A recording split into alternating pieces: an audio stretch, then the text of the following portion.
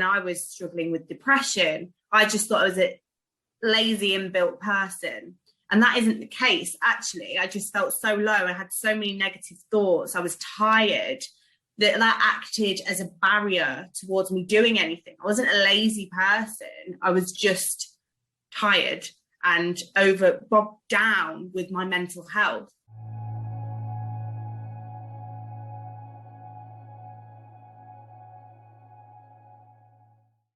Hey, welcome back to Normalize The Conversation. Today, I'm here with Katia Bell, the self-help coach. Katia is an NHS psychological well-being practitioner and mental health coach. To connect with Katia, follow her on Instagram at the self-help coach. Katia, thank you so much for joining me today. How are you really? I'm okay. It's been busy week, but I'm so excited to be on the show and doing this episode. So it's brightened up my day, definitely. I'm very excited. Oh, thank you. It's definitely brightened up my day too. I am extremely excited. And what I love so much about you is that your mission is to offer insight into what you can do while you're waiting for treatment, which is so incredibly important. These extended wait times to get an appointment, the cost of therapy, it's so hard, but there is always a starting point. And I love that you're so dedicated to making that starting point accessible. So would you mind jumping right in and telling me a little bit more about your work as a self-help coach? Yeah, definitely. So just to echo what you've kind of said there, as a psychological wellbeing practitioner, I'm the person that you would see at the end of that waiting list. So I work in treatment and therapy. And a lot of the times people might come to me, either they've gone past the point of needing treatment or they've gotten a lot worse. I myself struggled with mental health problems as well, which is one of the main reasons I've went into what I'm doing now. And it was, I think, 9 months before I even got treatment. And it's a lot. And over here, it's free to access, which is brilliant, but not everybody has that luxury.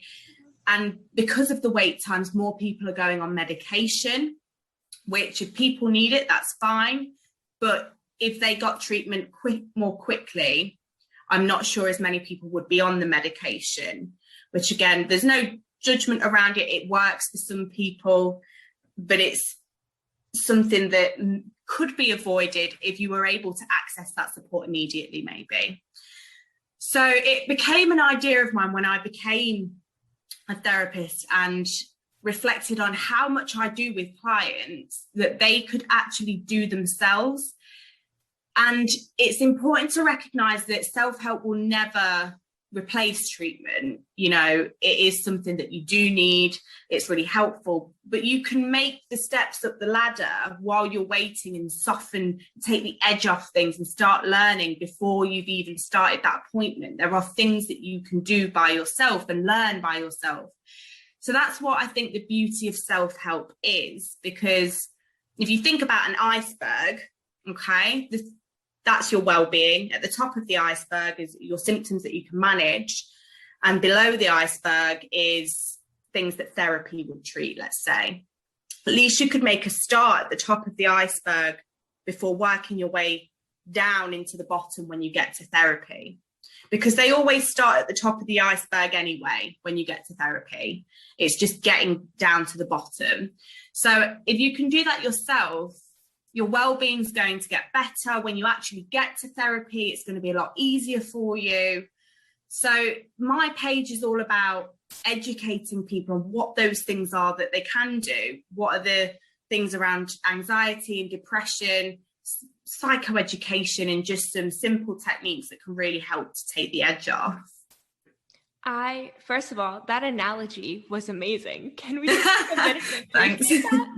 That analogy was so powerful and easy to connect and see. I think a lot of times when it comes to mental health, we use a lot of complex words and a lot of scientific words that people don't understand. And putting it into a form that explains, it's like an iceberg. And at that tip is where you start, and you can start there. A lot of people feel like they can't start on their own. Like if they can't get therapy, then they can't get help. If they can't get medication, they can't get treatment. That's it. And you have this cycle of high suicide rates, But a lot of it could be prevented if we're providing that education and tools and resources. So thank you so much for being that person. Thank you. Thank you. And you're absolutely right. It's so important. And when you're in that place and you are feeling low, you have a defeatist attitude anyway, because you're in a low place. So your negative thoughts are going to be telling you, oh, there's nothing I can do. There's no way out of this. And sometimes you do just need that reminder to say, hey, actually, you can just take this tiny step. You don't need to climb the whole staircase, but here's some tiny steps that you can do. Once you start taking those steps, it becomes a lot easier and the clouds can start to thin a little bit before you get to therapy and you can move them away properly. Exactly. And then there's also this stigma where people think that they don't deserve help until they have a gun to their head, until they have the pills in their hand, until they're at that very last resort spot where they can reach out for help. But you deserve help before that. And if you get to that point before you reach out for help and there's this 9-month-long waiting list, What do you do without this idea of self-care and self-help and taking care of yourself? Exactly. You're stuck.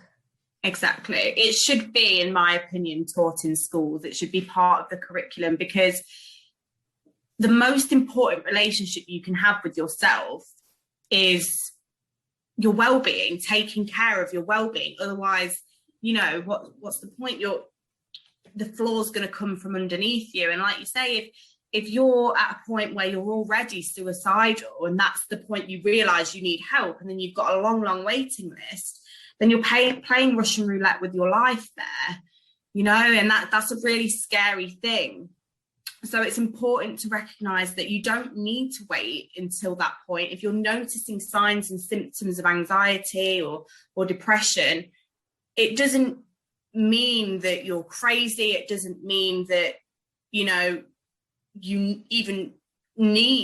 sometimes even need therapy. If you notice that those signs are starting to come up, there's no shame in saying, I'm actually going to start to do some self-care. I'm going to start looking at my thoughts and working with them. It doesn't need to be at the point of absolute breakdown before you start to implement these things. They're preventative, and they should be done if you're well or not, really, because that's what keeps you well. First of all, you know? I 100% agree that this should be taught in schools, but I love that you said preventative, because mental health should be preventative. We are so reactive as a whole when it comes to mental health. We wait till people are struggling. We wait till they have not just a symptom of depression or anxiety, but until we can diagnose them to give them treatment, to give them resources. We wait till someone is hospitalized in a psych ward after a suicide attempt to give them any resources and tools. Again, we wait till that last moment. We are so reactive. And if we took a preventative approach, it would be so much better. Definitely. And there's so much education and stigma that needs to be broken down, because I think that's half the problem. We have been, you know, sensitized to think of mental health as this really weird and scary thing. And it's not. It happens to the best of us, and you know, 1 in 4 people it happens to. So that's quite a lot. That's, you know, at least one of your friends, or definitely. So I think the more we can talk about this and normalize it and really get that awareness out there, the better, because research shows that if people have support when they're going through mental health difficulties, it's easier to come out the other end. And let's say you have that whole support network around you, but you're so scared what they're going to think of you that you don't access or use it. It can just act as a barrier. So that stigma, quite literally, it's not just, oh, I don't like that somebody might think this. It could quite literally stump your recovery. So it's so important to talk about it and feel comfortable around those people. And that's why it's important to really raise that awareness and make it normal, you know, like self-help, and making sure people have that psychoeducation to know that it's not something that's necessarily, it's hard to say, because sometimes it can be really, really serious. It can be. but it doesn't mean that you deserve to be locked away and you're a crazy person. That's not what we're getting at. And it's the more you talk about it, the less people will see it as that. I could not have said any of that better myself. It is so incredibly important that we end this stigma. Did you know that patients hospitalized in a psych ward are 100 to 200 times more likely to die by suicide upon discharge? Seriously? And that's commonly due to lack of emotional support when you get out of the psych ward and you don't know who to talk to. Your loved ones they live in a world with a stigma. They don't know better. They don't know what supportive statements to use, how to be validating, how to offer any kind of resources, support, or just love, because they weren't taught. But that baffles me that the hospital wouldn't work with their families outside of that and give them that information, even if it's just a leaflet.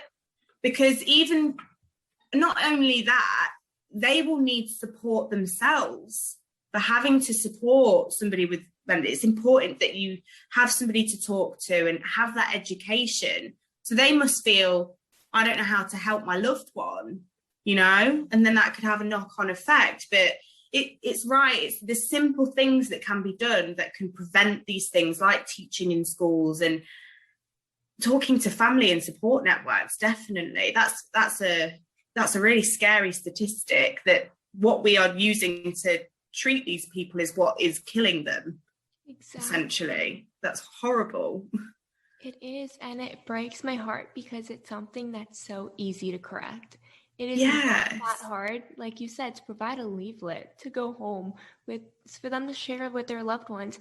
If we provided some kind of maybe folder with information on what resources are available when you get out of here, what coping mechanisms worked for you while you were here, what are other ones you could try, maybe ones along the same lines, how to have a conversation with your loved ones about what you're feeling, how your loved ones can have a conversation with you. If we provided all these tools and resources, people would come out in a much better position. But this stigma has prevented anyone from really taking the time to look at the problem and have a conversation. That's absolutely crazy and really sad, definitely. And it just highlights so much more why it's so important to talk about these things, to break down that stigma so that things can be done and we can work through and past that. Definitely. Exactly. And then the stigma also comes to judging people for symptoms that they're displaying. If they are depressed and they seem to be lazy or tired, we judge. I think sometimes that's really difficult to notice in yourself as well. So you might think, I'm just a lazy person because I don't have any energy or motivation. I'm so lazy. I struggled with that myself when I was struggling with depression. I just thought I was a lazy inbuilt person. And that isn't the case, actually. I just felt so low. I had so many negative thoughts. I was tired that acted as a barrier towards me doing anything. I wasn't a lazy person. I was just tired and bogged down with my mental health. Other things like, I overthink everything. I'm a worrier.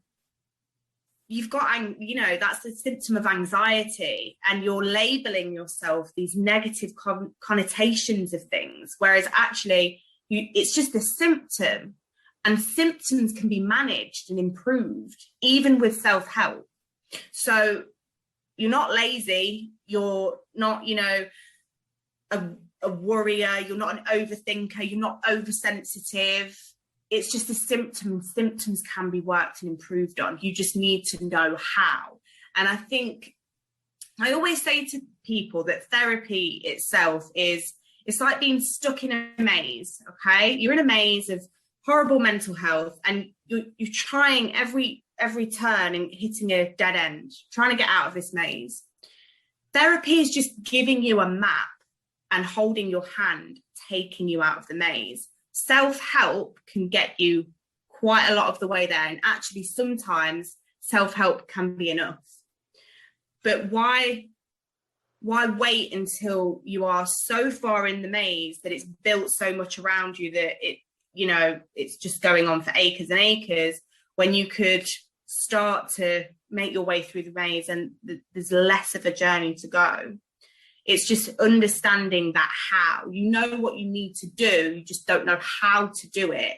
And sometimes when we're so wrapped up in our thoughts and they're everywhere and we're feeling tired, that can seem 10 times more of a task. Sometimes you just need somebody who's been through it to say, hey, this really, really helped me. You know, this is proven and helped loads of other people. It's X, Y, Z. Here's the instructions. Here's a bit of a map for you, broken down.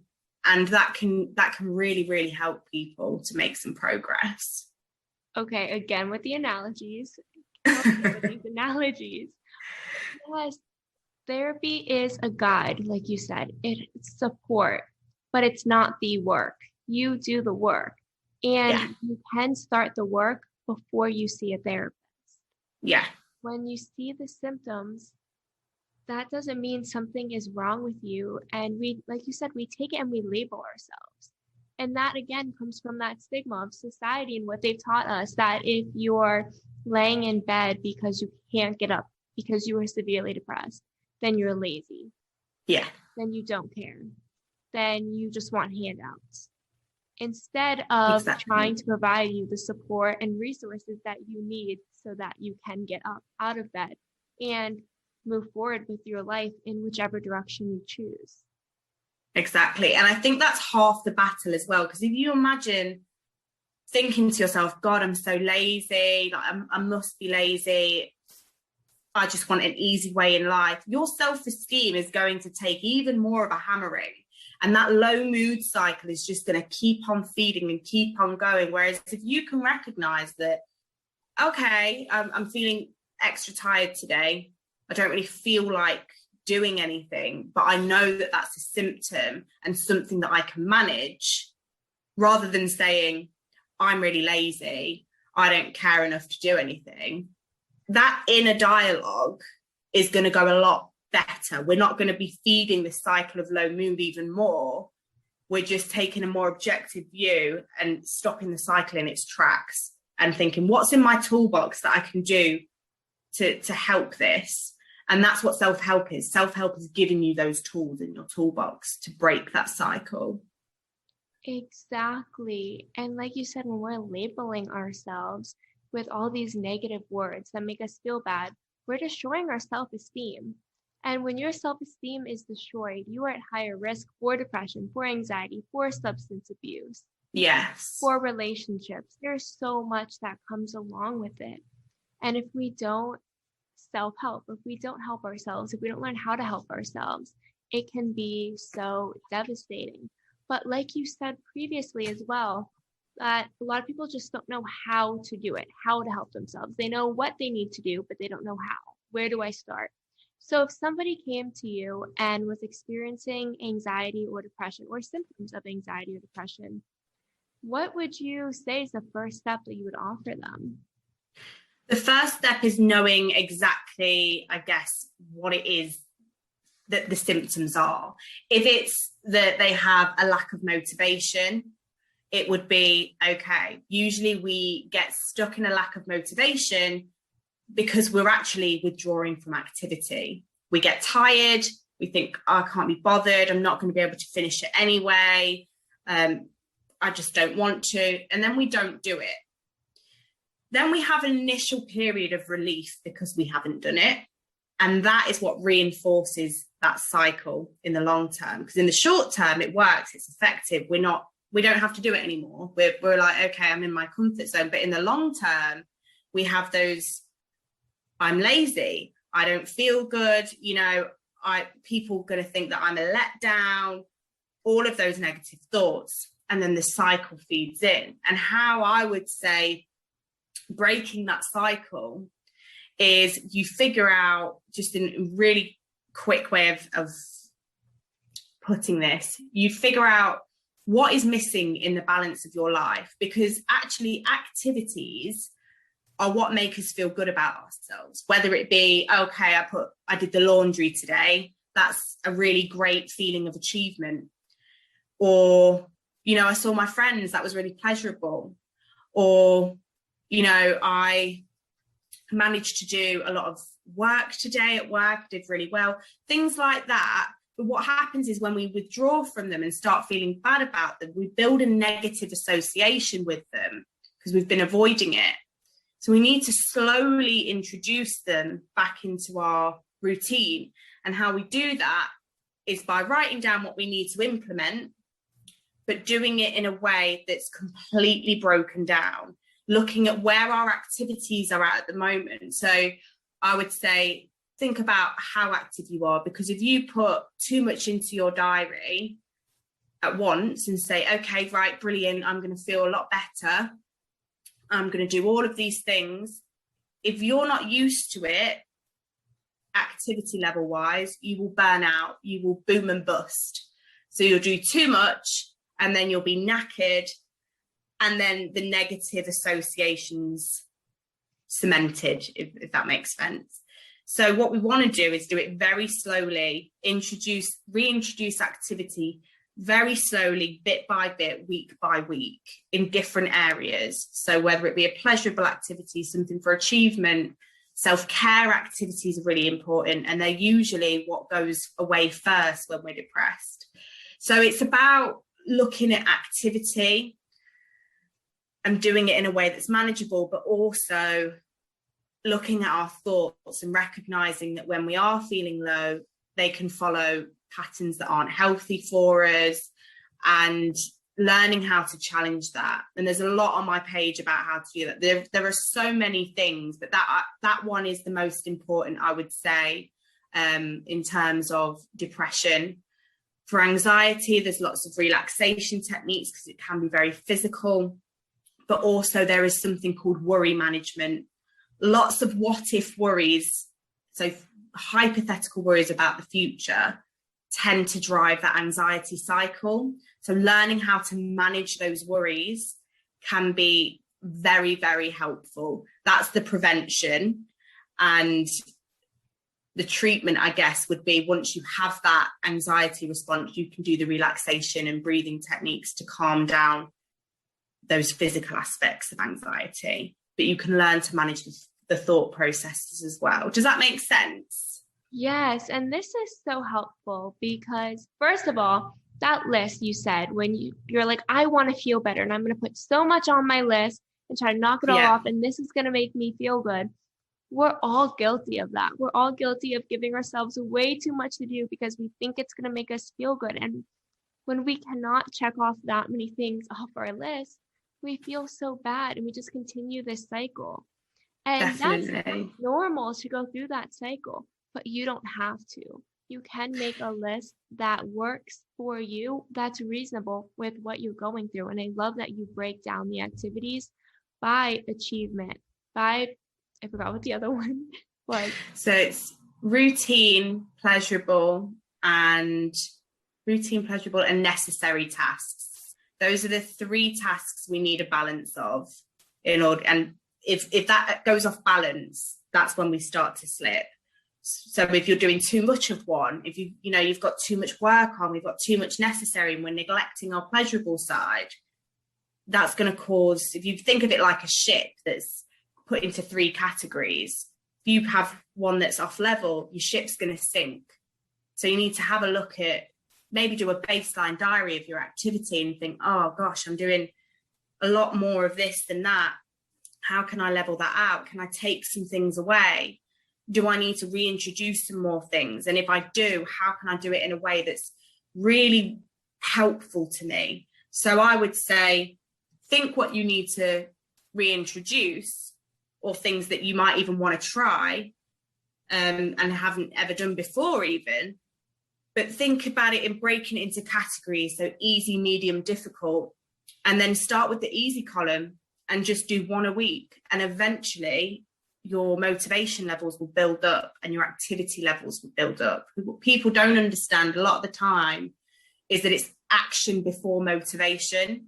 So once you start doing something, it's like training in the gym. You can train your motivation levels, but you have to lift the weights, but you have to start with the small weights and then build it up.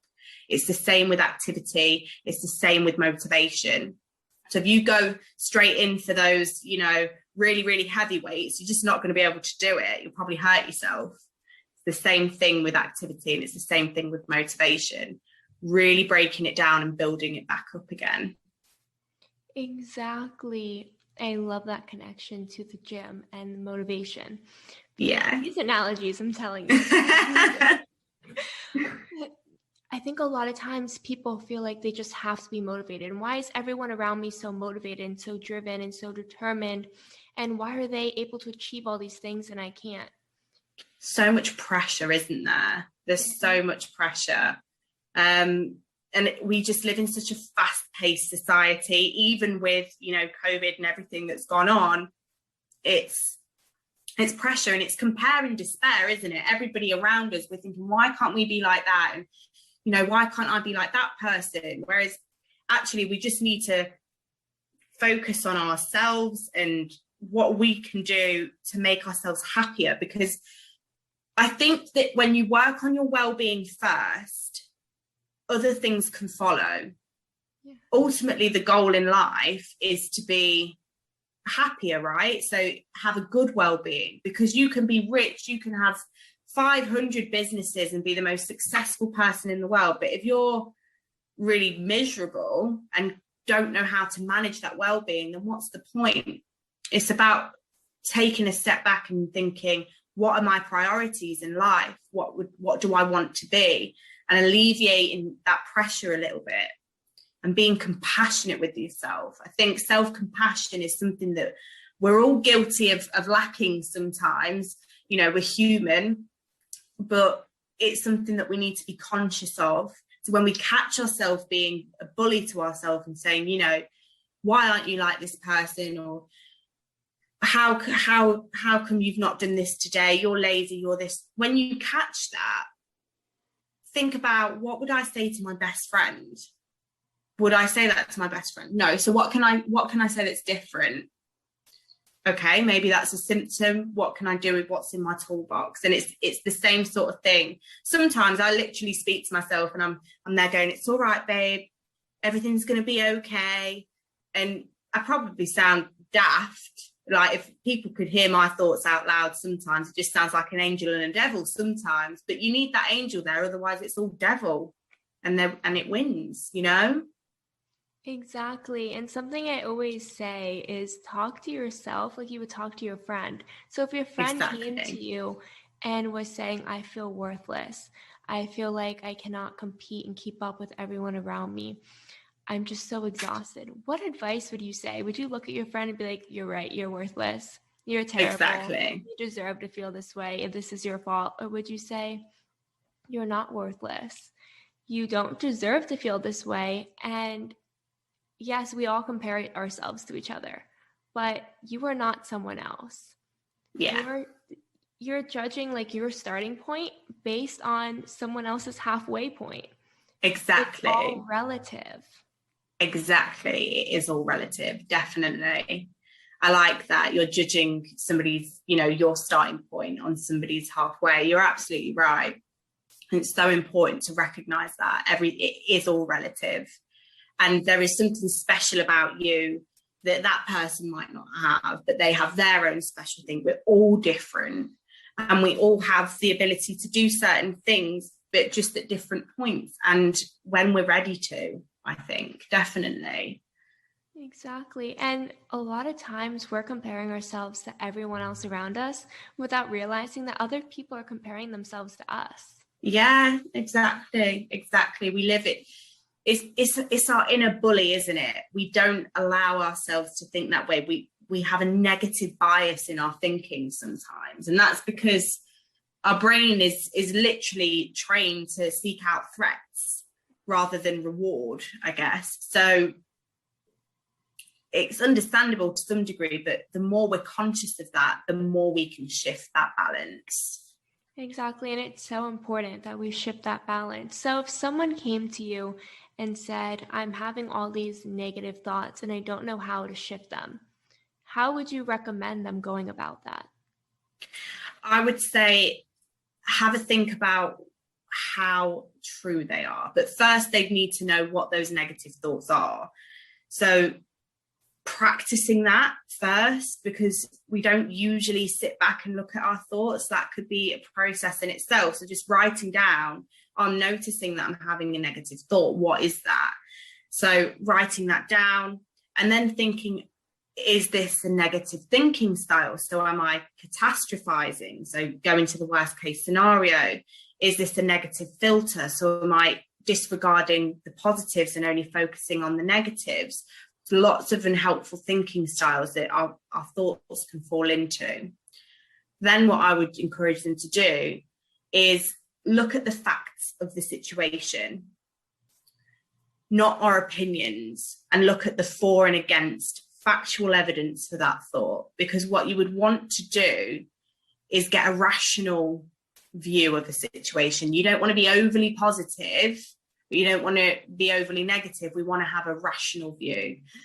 Because if you think about it in the sense of crossing the road, if you were overly positive about crossing the road, you'd probably get run over. But if you were too negative about it, you'd never go anywhere near a road. So you need an in-between. You need to see what are the risks, but what are the things that have gone positively. So for an example, let's say I was doing a group class, teaching people relaxation. Okay, let's say I was doing that and somebody yawned. I might have a negative thought thinking, oh my gosh, I'm so boring, that they're not going to think I'm very good at this, nobody's engaged. Evidence for that thought might be that somebody yawned. Evidence against that thought might be, well, I was doing a relaxation technique, nobody said that they didn't engage, lots of other people were looking, for example. And then I would think of a new, more balanced thought, which may look like, I was teaching a relaxation class and somebody yawned. That may be because they were relaxed. Nobody else made any comments. Keeping to the facts of a situation rather than that negative pull that's trying to bring us down. We're trying to rationalize what's going on with facts rather than that horrible inner voice. Does that make sense? Yes, and that's so true. Identify the thoughts first, and then where did they come from? Is it true? A lot of times these are thoughts that we've kind of just started feeding ourselves, and we never looked at and said, well, why do I feel like I'm not good enough? Is it true that I'm not athletic, that I'm not funny, that I'm not smart? Or is that something I just told myself because I'm so caught up in this idea where I have to be the best? I have to be perfect. Exactly. A lot of the time, because they're so automatic as well, they just whiz around our heads. We have thousands of thoughts every day. So they're there and they're automatic in every given situations, right? And they affect the way we feel, whether we're conscious to them or not. So we might be thinking, I'm not funny, I'm not athletic, I'm not worth anything. And that's impacting our emotions. And we're not even looking at that and thinking, actually, is that true? Or is this just something that's whizzing in my head and I'm just accepting as fact? And that's what it's about, learning to take a step back and looking at those thoughts and thinking, no, I'm not going to accept that as a fact. It's, I might not be good at this particular sport, but I'm amazing at running. Or I might not be good at sports at all, but I eat really healthily. So looking at the facts of a situation can stop you from being stuck in that quicksand of negativity, making sure that you can really look away and have a bit of an objective view on things. Exactly. It's all about listening to yourself. We live in this world where we're so focused on the past and all the things we did wrong and so scared of the future and what the unknown and what's to come and how do we prepare that we never live in the moment.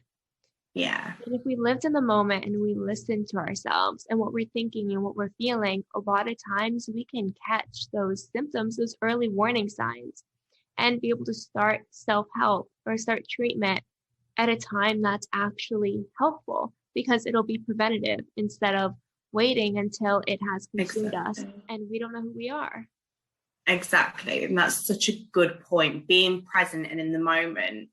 Mindfulness, which is essentially the training of being present, that is really, really helpful. And the reason why that's helpful is not only because being in the moment and being present and appreciating the things around us, because we take it for granted. And when we really look at things, we can be like, wow, actually, that is incredible.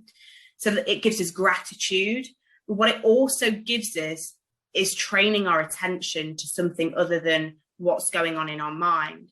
And when we can learn to refocus on the present moment, we're actually learning to focus our attention. Focus is a very important thing, because the more you learn how to focus on something, the more control you'll learn to have over your thoughts. But it all starts with something relative. So, it's never going to be that you're not going to think of anything. I have meditation sometimes be, just practicing on focusing on my breathing, which again is a form of mindfulness, because you're being present, you're focusing on something.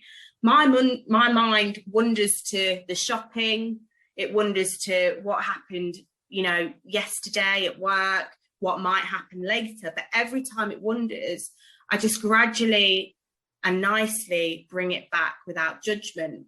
And it's just the practice of doing that. And it's just, again, like lifting those weights at the gym. It's the same thing. We're just practicing bringing it back. And that can really help. Exactly. It's so important that we take some time and pay attention to our minds, pay attention to where they're going, if they are drifting in one direction or the other. And we can help bring them back. I think a lot of times we feel our thoughts are out of our control. But like you said, as you pay attention to them, you can learn how to control them. You can learn how to take a thought that is normally just thrown around your body, thrown through your mind, that's so negative and damaging, and be like, wait, where did that thought come from? What is that thought? That's actually not true. I just made that up. Exactly. But the first step is being aware of them in the first place, right? And knowing that your thought isn't you. So the sooner you know that what I think doesn't make it fact, the sooner you can not let it affect you as much as well. Because if I had a thought, oh, I'm lazy, and I thought, well, because I think I'm lazy, I must be lazy. It's not true. That's why we need to look at the facts of the situation and weigh that up. Exactly. Everything you think is not true. And one way to kind of play on that, at least it works for me, is when I feel like I'm doing nothing. I'm laying in bed, I'm just sulking and feeling bad, and just that I'm doing nothing. Like, wait, actually, my heart is beating and pumping blood throughout my body. My lungs are taking in air and taking it out, exhaling. And my legs are moving. My brain is sending messages to my body to move my hand. Yeah. There's so much going on. I'm not doing nothing. We are never doing nothing. Our body is constantly at work. It is. And it's actually so amazing. The fact that we're, all that goes on and we're just, our spirit is just there while our body is doing all of that work. So again, even when we're doing nothing, we're doing a hell of a lot. Exactly. So if someone wanted to connect with you, I know you have the @self-help coach Instagram page. Is there any other way they can connect with you? Can they DM? Yeah, people can send me DMs. That's absolutely fine. I can't give too much advice. I can send you free resources, but DM advice sometimes it can be tricky because you don't want to replace therapy. If you're in therapy, then they can manage things such as risk in terms of suicidal thoughts.